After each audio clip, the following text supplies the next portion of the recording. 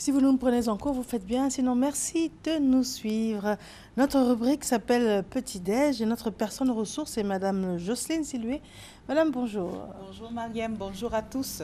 Alors, pour aujourd'hui, vous nous proposez des brochettes de gésier à ma façon. Oui. Donc, à votre façon. À ma façon, bien Très évidemment. bien, on vous écoute. Voilà. Alors, ce matin, je propose comme plat principal, voilà, parce que on va parler un peu plus tard du petit déjeuner. Oui. Et juste à côté, vous avez des brochettes de gésier à ma façon. Voilà. Donc, j'ai tout simplement fait ce plat-là pour déjà changer un peu et nous donner quelques idées par rapport à la préparation du gésier. Alors, quand vous dites à ma façon, ça veut dire qu'il y a une spécificité. De loin, je vois qu'il y a de l'igname, par exemple. Il y a de l'igname et de la banane aussi au niveau des brochettes. Oui. Voilà, c'est un plat, comme je disais, très facile à faire en 25 minutes. Voilà, vous pouvez faire ça très rapidement pour déjà combler la faim que vous avez entre midi et 2 déjà. Alors, le gésier, comment est-ce qu'on le traite, d'abord pour commencer? Le gésier, il se traite de façon simple. Hein. Vous achetez vos gésiers, bien entendu déjà nettoyés.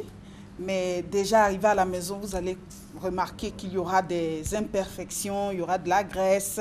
Tout ça, vous débarrassez vos gésiers de toute cette graisse qui enveloppe un peu. Ensuite, vous avez une matière caoutchouteuse de couleur jaune. Bon, ça ne se mange pas. Vous retirez cette matière-là et vous lavez correctement vos gésiers. Ensuite, vous les faites mariner dans du sel, du poivre, voilà, et des épices, voilà, voilà un peu, la poudre de gingembre. Vous faites mariner vos gésiers pendant 15 à 20 minutes. Ensuite, vous les portez à ébullition. Vous les faites bouillir pendant 10 minutes.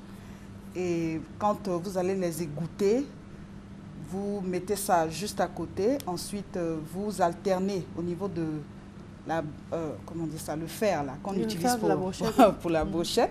Vous alternez entre l'oignon, le poivron, le gésier, voilà, la banane. Ensuite, vous alternez comme ça pour faire Mais la banane, peu joli. À ce stade-là, elle est déjà bouillie ou elle est crue? Bien sûr, j'allais parler de ça. La banane est bouillie au préalable. Voilà, vous avez besoin de quelques doigts de banane, voilà, bien mûr, hein, voilà, pour que ça passe vraiment avec les gésiers. Bien mûr. Bien mûr. D'accord. Bien, pas, bon, mûr comme celle qu'on utilise par exemple pour le foutou. Le foutou en Côte d'Ivoire ici, qui est un mets vraiment très prisé. Voilà, ce plantain-là, n'utilisez pas la banane trop verte. D'accord. C'est pas trop intéressant. D'accord. Par contre, j'aurais pensé le contraire. Oui. Pour une simple raison, c'est que ça se met sur le barbecue peut-être. Ça se met comment? Oui, quand vous allez finir d'embrocher, vous pouvez passer sur le barbecue. Déjà, les gésiers sont prêts. Voilà, c'est juste pour que ça flambe un peu, pour que ça donne un peu de croustillant, voilà, un peu de croquant. Donc, vous faites revenir comme ça sur le grill ou sur le barbecue. Voilà, pendant au moins 10 à 11, 12 minutes. Voilà, et c'est prêt. Voilà, c'est pour ça que j'aurais pensé que la banane ne devait pas être trop mûre pour pouvoir... Bon, mûr, pas trop... molle. Voilà. Vraiment, la banane ne doit pas être trop molle. Voilà, un peu ferme pour pouvoir tenir sur... Tout à fait. Sur voilà. Maintenant, vous avez dit quelque chose tout à l'heure qui m'a interpellée. Vous avez dit d'assaisonner le gésier et ensuite de porter à ébullition. Oui. J'aurais pensé qu'en assaisonnant, le fait de mettre de l'eau, ça enlevait l'assaisonnement. Non, non, non.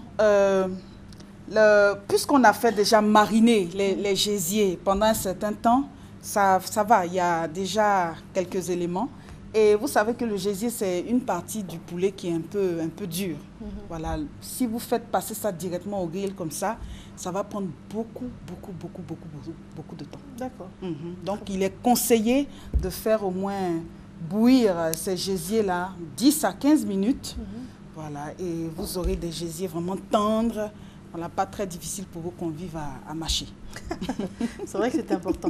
Et l'accompagnement, bien sûr, c'est encore la banane? Oui, c'est de la banane bouillie. Bon, déjà, la brochette est déjà garnie de banane ou d'igname. Mais pour nos invités ou nos parents ou nous-mêmes qui avons toujours un peu faim, on peut compléter avec de la banane bouillie là. ou de l'igname bouilli, accompagné d'une petite sauce tomate.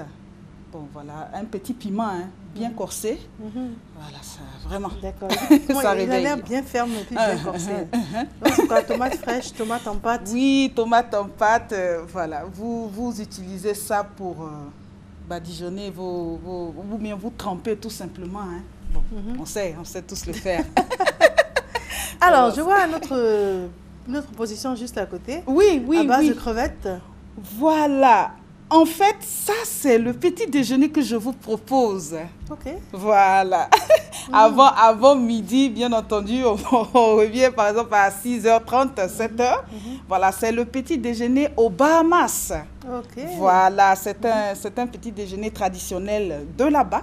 Vous savez qu'au niveau de cette rubrique, on aime bien vous faire voyager. Alors, ne soyez pas étonnés qu'on vous serve Bahamas, un jour. c'est quoi? C'est une île? Oui, c'est une île qui fait partie des îles des Antilles, hein, qui est vraiment une île paradisiaque. Une île avec beaucoup de marinas, vraiment le soleil, la mer, vraiment c'est très intéressant. Alors, si vous allez... Vous entendre parler, vous y allez souvent. Non, je me suis dit, Madame Jocelyne Sylvie, allons-y ensemble. Non, bah celle-là, là. Non, je rêve d'y aller. Waouh, j'aime les Bahamas. Quand je vois déjà les photos, les images, je me transporte déjà au bord de la mer, là, en train de lézarder comme ça, bref. Donc, vraiment, ne soyez pas étonnés de recevoir ça comme petit déjeuner. C'est de la bouillie de maïs garnie de fruits de mer. Vous avez ici les écrevisses. Voilà, vous pouvez aussi garnir cela de gambas ou de crevettes. D'accord. Quelle est la différence entre les écrevisses et les crevettes? Bon, les crevettes, c'est des petits crustacés marins, nageurs. On peut en manger. Il y a plusieurs espèces qui sont consommables. Hein. Voilà, il y a plusieurs espèces. Les écrevisses, c'est des crustacés aussi, mais d'eau douce. D'eau douce et qui ont des pinces. Voilà, et qui sont vraiment très appréciés pour leur chair. Et c'est plus gros aussi? Oui, c'est plus gros. C'est vraiment charnu, c'est goûteux, c'est bon, vraiment. Attendez, souvent je confonds. C'est coûteux ou goûteux? Les deux. Ah, les écrevisses, ça coûte bonbon, hein, vraiment. Bonbon. Mais c'est doux, c'est vraiment doux si vous voulez. On coupe court, c'est doux. D'accord, donc c'est goûteux et goûteux. Voilà. D'accord. Ensuite, les gambas, c'est des grosses crevettes, hein, des grosses crevettes d'eau profonde, bon, d'eau marine bien entendu, de la Méditerranée et de l'Atlantique. C'est dans ces deux mers-là qu'on peut avoir les gambas. Voilà. D'accord. Donc c'est la différence. D'où le coup.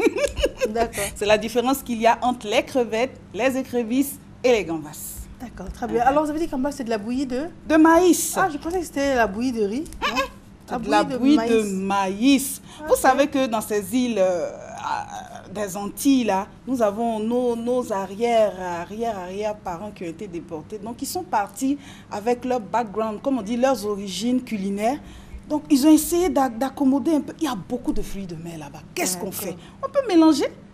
C'est bon. Hein? D'accord. C'est bien. Bon. Et la boisson, qu'est-ce que vous nous proposez?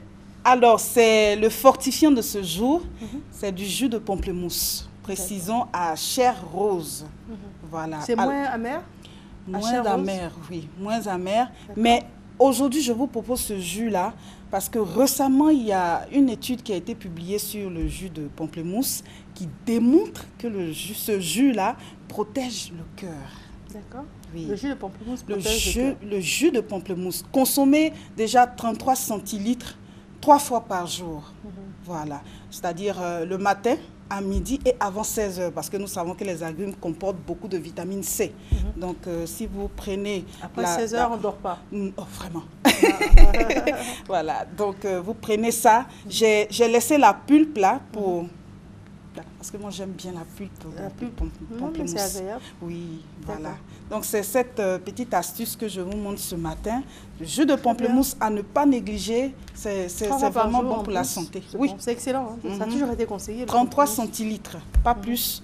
Ça va vous faire vraiment du bien. Très bien. Alors, nous sommes déjà au terme de notre entretien. Vous souhaitez nous communiquer les téléphones? Oui, c'est le même, le 02 74 61 84 le 02 74 61 84. Et je vous remercie vraiment, vraiment, vraiment pour votre attention parce que déjà, les échos que nous avons, vraiment, merci pour vos critiques et suggestions. Très bien. Merci à vous encore. Nous, il est 7 heures, nous avons un élément sur la grippe aviaire. Ensuite, nous allons recevoir M. Ano Kwao, qui est praticien donc, de la médecine traditionnelle. Comment combattre efficacement la fatigue sous toutes ses formes? C'est le sujet qui vient. On vous demande de rester connecté. À tout de suite.